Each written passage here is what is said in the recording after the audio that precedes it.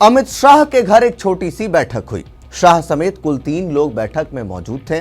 बाकी 2 लोग पटना से आए थे और बैठक में बात बीजेपी को लेकर नहीं बल्कि नीतीश कुमार के बाद जदयू का क्या होगा इस पर था।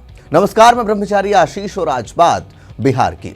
अमित शाह के घर बैठक में जदयू के वरिष्ठ नेता ललन सिंह थे और साथ ही मौजूद थे पार्टी के कार्यवाहक राष्ट्रीय अध्यक्ष संजय झा। बताया जा रहा है कि अमित शाह ने पूछा कि नीतीश कुमार के बाद क्या प्लान है। मतलब ये कि खराब स्वास्थ्य की वजह से नीतीश कुमार अगर राजनीति छोड़ते हैं तो फिर आगे क्या निशांत कुमार को डिप्टी सीएम बनाया जा सकता है। यह खबर एक अंग्रेजी अखबार में भी छपती है, मगर इस बात की पुष्टि न तो बीजेपी ने की और न ही जदयू ने।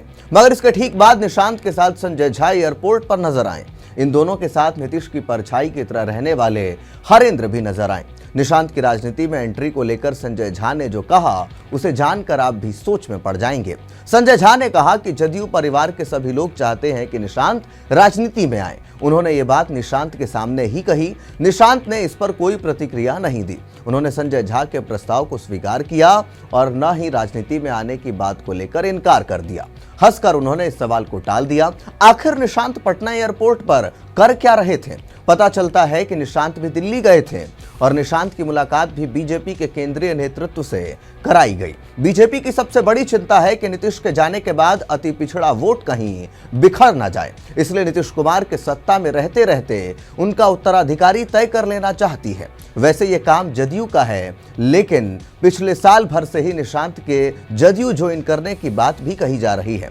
विधानसभा के समय तक तो ये खबर आई थी कि हरनौत विधानसभा से चुनाव भी निशांत लड़ सकते हैं। जदयू के यूथ विंग के साथ निशांत ने चाय पर चर्चा करनी भी शुरू कर दी थी, पर यह चैप्टर खुद नीतीश कुमार ने ही क्लोज कर दिया। उन्होंने निशांत को बुलाकर कहा कि अब से आप किसी सार्वजनिक कार्यक्रम में नहीं जाएंगे, मीडिया से भी बात नहीं करेंगे और अपने सहयोगी हरेंद्र को भी बता दिया कि चुनाव तक निशांत लक्ष्मण रेखा में रहे। नीतीश कुमार नहीं चाहते थे कि जिस परिवारवाद के खिलाफ वे चुनाव लड़ रहे थे, चुनाव के समय यही मुद्दा उनके हाथ से छिटक न जाए। पर बिहार में जीत के बाद यह परिवारवाद का मुद्दा कहीं पीछे छूट गया है। अब जदयू के कोर वोटर्स को लगता है कि निशांत ही जदयू की विरासत को आगे बढ़ा सकते हैं। यही से कहानी और रोचक हो जाती है। पार्टी के भीतर इस बात पर चर्चा तेज हो गई कि अगर नीतीश कुमार वास्तव में सक्रिय राजनीति से किनारा करते हैं तो उनकी जगह कौन लेगा। जदयू भले ही सार्वजनिक रूप से कुछ न कहे, पर अंदर खाने कई नेता मानते हैं कि पार्टी को एक ऐसा चेहरा चाहिए जो न सिर्फ नीतीश की विरासत को आगे बढ़ा सके,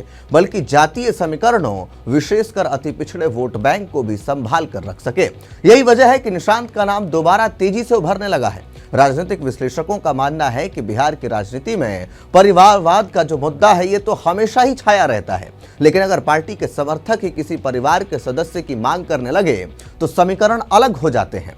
जदयू के कार्यकर्ताओं का तर्क है कि जिस प्रकार लालू परिवार के तेजस्वी यादव एक राजनीतिक ध्रुव बन चुके हैं, उसी तरह अगर जदयू अपने मूल आधार को मजबूत रखना चाहती है तो नीतीश की विरासत को नीतीश का ही कोई करीबी आगे बढ़ाए। और निशांत से ज्यादा उपयुक्त चेहरा और कौन होगा? सवाल यह भी कि क्या निशांत राजनीति में आने के इच्छुक हैं? अब तक उनकी चुप्पी ने ही रहस्य को बढ़ाया है। वह न खुल करके हामी भरते हैं और न साफ इनकार करते हैं। उनका यही संतुलित रवैया राजनीतिक गलियारों में नई अटकलों को जन्म दे रहा है। बीजेपी भी इस समय बेहद सतर्क है। बिहार में राजनीतिक परिदृश्य हर साल बदलता है और गठबंधन राजनीति में भरोसा जितना नाजुक होता है उतना ही जरूरी भी। बीजेपी जानती है कि नीतीश के बाद अगर सत्ता या गठबंधन को संभालना है तो एक ऐसा चेहरा चाहिए जो न सिर्फ जन स्वीकृति हो बल्कि राजनीतिक रूप से स्वीकार्य भी। इसी वजह से उनकी नजर निशांत पर है, क्योंकि वह नीतीश के बेटे होने के साथ साथ एक कोमल, गैर विवादित और पढ़े लिखे चेहरे के रूप में उभर सकते हैं। हालांकि अंतिम फैसला नीतीश कुमार के ही हाथों में होगा। वे अपने राजनीतिक जीवन में हमेशा अप्रत्याशित फैसलों के लिए जाने गए हैं। यह भी संभव है कि वे किसी पूरी तरह से अलग चेहरे को आगे बढ़ाएं, लेकिन मौजूदा परिस्थितियों को देखते हुए इतना कहना गलत नहीं होगा कि बिहार की राजनीति में अगला बड़ा अध्याय निशांत कुमार के इर्द गिर्द ही लिखा जा सकता है। आप निशांत कुमार के राजनीतिक एंट्री को लेकर के क्या सोचते हैं? कमेंट बॉक्स में लिख करके हमें अपनी राय जरूर दें। तब तक के लिए दीजिए इजाजत। धन्यवाद।